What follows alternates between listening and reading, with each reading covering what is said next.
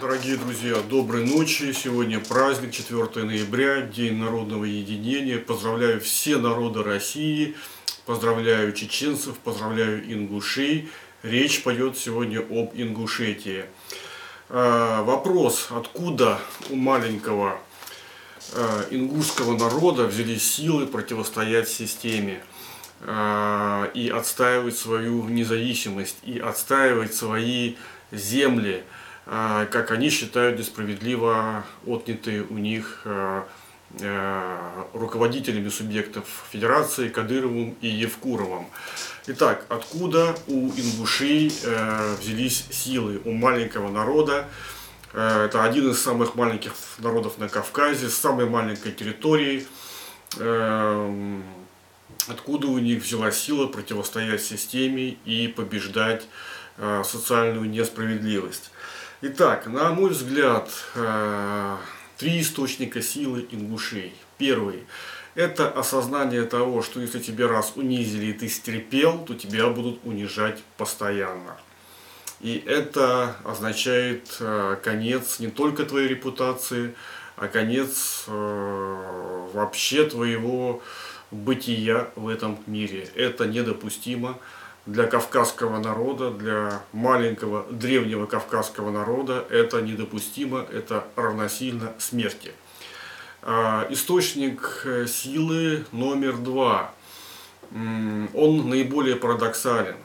Это предательство близкого человека, предательство главы семьи, главы субъекта Федерации Евкурова, который, по сути, встал на сторону противоположную и предал ингушский народ, как считают сами ингуши.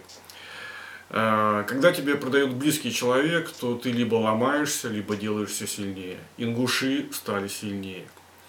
И источник номер три, источник силы ингушского сопротивления, ингушской борьбы за справедливость, источник силы номер три – это парадоксальным образом их, ингушей, слабость. Ингуши, за ингушами, в отличие от чеченцев, никто не стоит. За Чечней стоит Москва, Сурков, деньги, власть, репутация, сила, танки. За маленькой Ингушетией не стоит никто. И у Гребенщикова есть такая песня, называется «Никита Рязанской». У этой песни есть такие слова. Сейчас я попробую их найти. «Смотри, Господи, крепость, и от крепости страх, и мы, дети, у тебя в руках».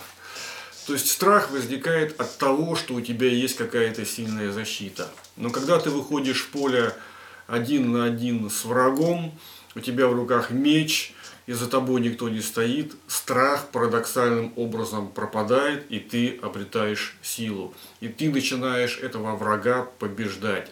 И именно это случилось с ингушами. Их враг – это социальная несправедливость, их сила – это свобода слова. Еще раз всех с праздником, всем мира, всем добра, спокойной ночи.